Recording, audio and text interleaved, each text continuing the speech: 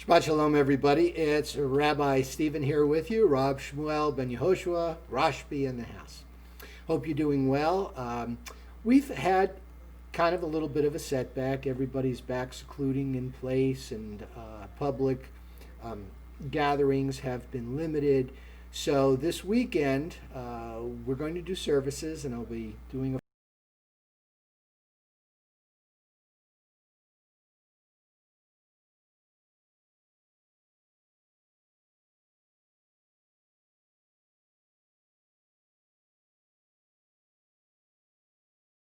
website, www.modernrabbistephen.com. You'll see on the top, on the header, I've changed a few things. So the Shabbat Times reflects Ontario, California.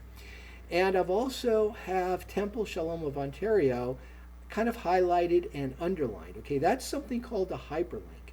All right. So what a hyperlink is you can actually put a phrase or some words, and you set it up so that when somebody clicks on that phrase, it's like you're clicking, that's what it's called, an embedded URL. There's an embedded web address, and it takes you right there. So if you click on that phrase, Temple Shalom of Ontario, it'll take you right over to Temple Shalom's website. So a little bit of a connection there.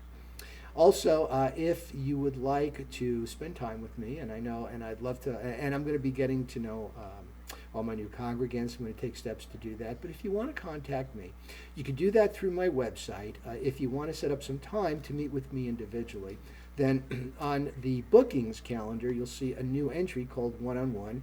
And you go there and you set up a time if you want to do it that way. And when you do that, it's automatically linked to Zoom. I now have a Zoom account, so we can do kind of a Zoom, do a face-to-face online, which is, at this time the best we can do. So we're going to make do, and we're going to use the resources we have to continue with as normal a pace as we can. Okay, so again, I'm very excited for that. Now, I'm also excited because this week we start the last book of the Torah, which is Deuteronomy. And Deuteronomy in Hebrew is Devarim, which means these and Devarim means these expressions, this talk. Okay, so the word davar means to speak. Diber means things. So isn't it interesting that the same word means speak or talk? Also, it means things. Your speech is very powerful. It's a running theme in Torah that, watch what you say, because what you say has effects, and that's really the message there. So here we have the end. It's kind of Moses' swan song, and we take the whole book to do that. There are 3 discourses. The first discourse, Moses he reviews the last 38 years of traveling, of wanderings. And he's addressing the new generation that's going to go in and take the land. These people have never known slavery. They're very hardy. They've lived out in the wilderness all their life. They're tough. They're very ambitious. They want to go in. They can't wait to get in there and take off the land. But Moses is saying, hold on, before we do that, there's some things we need to discuss. Moses knows that he's not going to go into the land. God has told him, because, you struck the rock. You didn't sanctify my name in front of, Kalal Yisrael, in front of the congregation. So now, you're not going to be able to go into the land. And Moses accepts this. When you look at Moses, the respect that I personally have for this person as a rabbi and as a Jew, the fact that, at the latter part of his life, when most of us are thinking of winding down, Moses gets charged with doing something that's so historic. It's started Judaism. It's also started 2 other religions, Christianity and Islam. He received God's law, Torah. Now, Torah means teaching. It is, and he received God's teaching. People say, gee, if there was only an instruction manual for life. Well, there is. It's called Torah. It tells you what to do and what not to do, to be in accord with God and to be in accord with the workings of the universe. Very important. This is why we're so grateful for God's teaching, because God tells us this is the way to act. Just do this. Don't follow your eyes, don't follow your heart, just follow my commandments, and you'll be okay. Yeah, things are going to happen. They always do. But this is the way to get through it. So Moses is giving kind of a review. And the first couple of chapters of Deuteronomy are kind of like a travelogue. Well, first we were here, then we were here, and then we were here.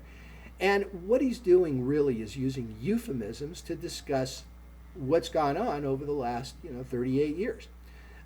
So he talks about different places, and the places are kind of like code words for what happened there. He talks about Baal Peor, when the Jews, the Israelites were tempted. Talks about the spies. And that's really what it is. There's a connection. It's kind of like a hyperlink, right? You go to the place, and you're thinking about what happened there. So why doesn't Moses just say, well, you were, it took you out, and you complained, and God set a fire by night, fire by night, cloud by day to help protect you, gave you manna, gave you meat when you needed it. There was always water every 3 days, etc. Why did he just say that? Because you don't want to just hit somebody over the head with something. And this is kind of the message with Judaism. This goes back to Devarim, Diber, and Davar, talking and things. Words are very powerful.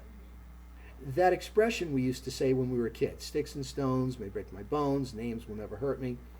And I submit to you that nobody ever spent 20 years in therapy because somebody hit them with a stick or a stone. Maybe it hurt them. Maybe they had to go through some medical, stuff. But stuff like that, words hurt. They do. Even the truth hurts. So in Judaism, if the truth's going to hurt, don't say it. Tell a white lie. You can do that. And in a way, that's kind of what Moses is doing. He's kind of watering it down, if you will, kind of making it palatable. But he also wants to give the lesson to the Israelites because you know what? You folks are going to go in. You're going to conquer the land. I'm not going to be with you. You're going to have to do this by yourself. You're going to have to conquer the land. And you're going to have to settle the land. Now, some people might think, well, gosh, so what did the Israelites, especially in these heavy political times, and I'm not going to get into it, talking about Israel and what's going on there, but some people may look at that and said, the Israelites were bullies. They had God on their side. God said, go into the promised land and kick everybody out. Okay. Well, first of all, the land changed hands many times. There were tribes of people there, and some people came in, they conquered them, they threw them out, they settled there, and other people came in, conquered them, threw them out. But why are we going into that land? It has such a bounty because it's going to be a holy land. It's going to be an example to the rest of the world. Now, we Israelites received the Torah. Now, here's a little bit of a commentary on this. We received the Torah. We've got God's instructions. We're His chosen people. What is chosen? Let's clarify that. It's a two-way relationship. Okay, so God chose us because we chose God. What did we say when God said, "I've got these commandments"? We said, "We will do and we will hear." We're committing to going along with the commandments, and I kind of hate to use the word obey because it means just do it and don't question it. And we Jews, we question everything, and that's okay. We question to understand, not to deny it. Right? Very important distinction. And we're the chosen people. We committed to doing this even before we heard what it was, because we trusted in God. We saw that God took us out of Egypt, and helped us survive in the wilderness. Now some people are thinking, wait a minute. If God did all this great stuff for us, and this is something that Moses is talking about in his little travelogue, talking about the places and what happens there, then it's like back and forth. And yes, it is. If you go through the book of Kings and the book of Judges, all right, it talks about scenarios where, first we had a great ruler, we had a really good judge that helped us and saved us and brought us back to Torah.